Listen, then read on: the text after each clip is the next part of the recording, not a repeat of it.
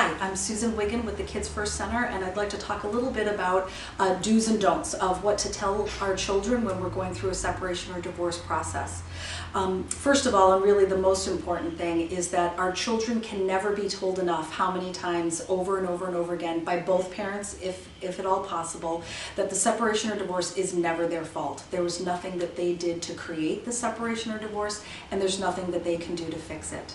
It's also really helpful for our children to have concrete pieces of information when we have them, not just when we're telling our children about the separation or divorce, but as time moves on and you continue your co-parenting relationship with your child's other parent.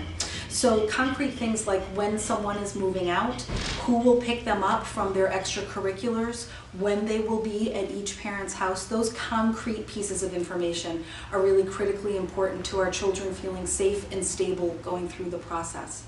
What is not ever helpful for our children is to have even small pieces of information about the whys of the separation or divorce.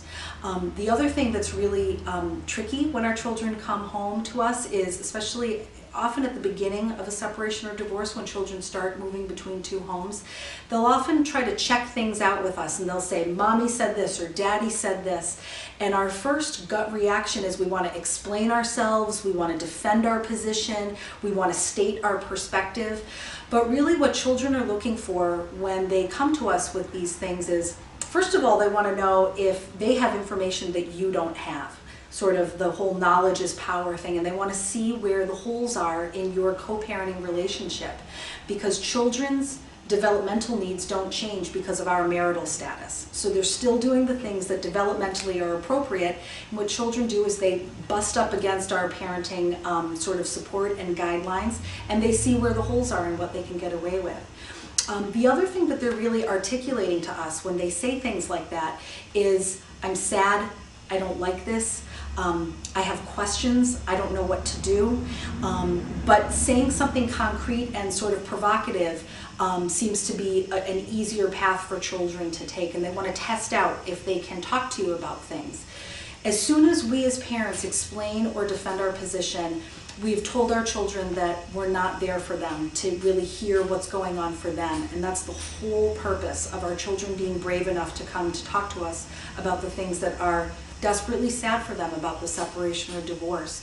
One of the things to remember as we're going through a separation or divorce is that the process is very much like a death, and there are stages of grief much like a death.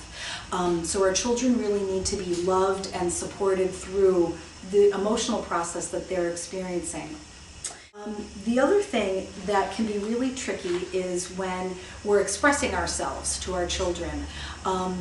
It's a great, I think, sort of factoid to know that about 7% of our communication is verbal communication, and about 93% of our communication is nonverbal communication. Huffs, puffs, eye rolls, sighs, clenched teeth, holding our arms tightly around ourselves.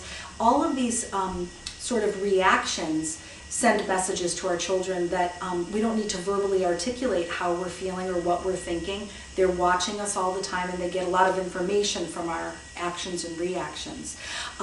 Sort of the classic that I see when I'm working with parents is a phone call will come in. We see that it's our co-parenting partner on the phone. We're not happy to hear from them perhaps, and we'll sort of and we haven't said anything, but if our children are watching and then they find out that it's their other parent on the phone, we've just communicated in actually a lot of detail how we feel and what we're thinking about that situation.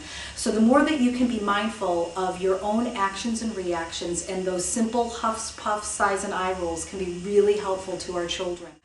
The other thing that's really important to remember is that our children nor our co-parenting partners are our emotional support any longer. It can be very tempting to try and get our emotional needs met by finding out from our children what's going on at the other house, or by trying to talk with our co-parenting partner about how we're feeling and that we want to be heard. One of the things that I say when I'm working with folks is to line up their best friend, jogging partner, and therapist all on speed dial conference call, because that's where we really need to focus on getting our needs met, not through our children, not through our co-parenting partners.